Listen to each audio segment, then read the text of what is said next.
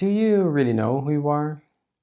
Not the stories you tell yourself, not the different roles you have been playing for most of your life, not the stories people tell you about you and the way you should behave in life, but who you really are.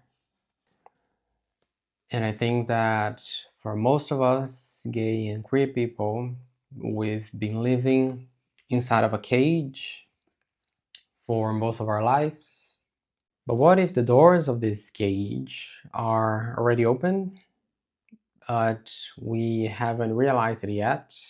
But it's up to us to leave that small place that we put ourselves in for such a long time that we don't even know our real passions and goals and objectives in life. And the reality is that we've been listening for most of our life that we should be less, we should behave in a quiet manner, and that we should be happy with the bare minimum because we grew up listening that being who we are is wrong and it's not accepted, and that we learn to accept less and we learn to be less and we learn to accept the bare minimum of life, and we are supposed to be happy with that. And so we put ourselves in this small cage, we locked ourselves in this cage that is very limited for us. We develop this sense of unworthiness with life because of these beliefs, this programming that we downloaded from others, that people should behave in a certain way, that perhaps by now we don't even know who we really are. And it's not just for us queer people.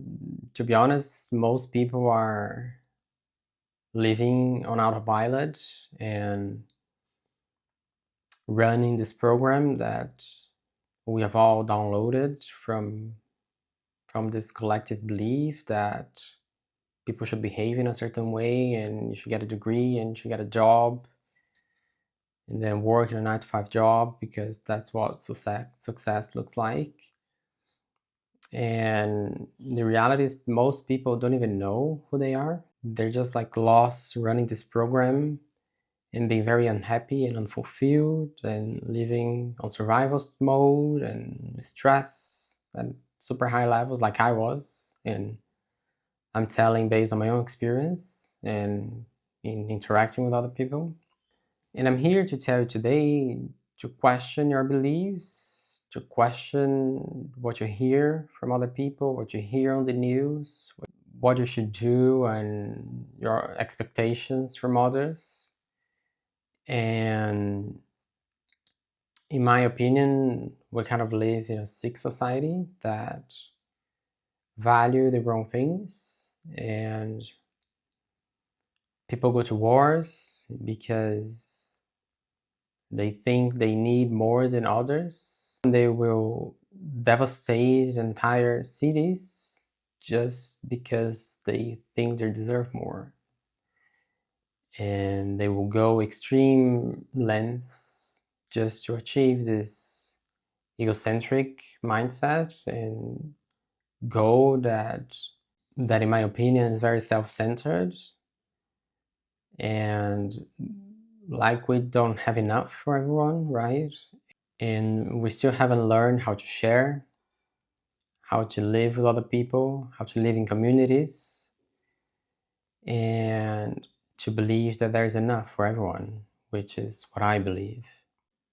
And I guess if I explore a little bit more, it's a very like scarcity mindset, right? If I need to go to wars because I think I need more space, more land, more money. If we think about the concepts of abundance, we learn that there's enough for everyone. And we learn to share, we learn to share knowledge, share information in benefit of the whole of communities. And in my opinion, it goes against, this scarcity mindset of wars and accumulation. It's just like the other way around of abundance for me. Because if we learn how to share, there will be enough for everyone. So I think, going back to my original points at the beginning, if we live in a society that is running on autopilot, that they don't even know who they are anymore, and most people are living in a scarcity mindset, and they feel they need to go to wars because they don't have enough, how are you still letting these mentalities and these kind of people to determine your worth? Are you still gonna let that control your life, and that kind of mentality to let you know who you should be and who you should not be? And in my own journey, I've been on a process of unlearning a lot that I've learned in my entire life. And in that process, I've been rediscovering my inner power and rediscovering my own truth and deleting a lot of this programming that I inherit from society and from these collective beliefs that a lot of it for me doesn't make any sense right now.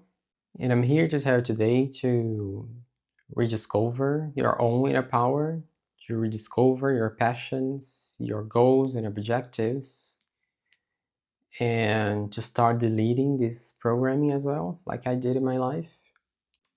And I would say that sometimes we put ourselves in a situation for too long that we don't even know um, how life is outside of that situation.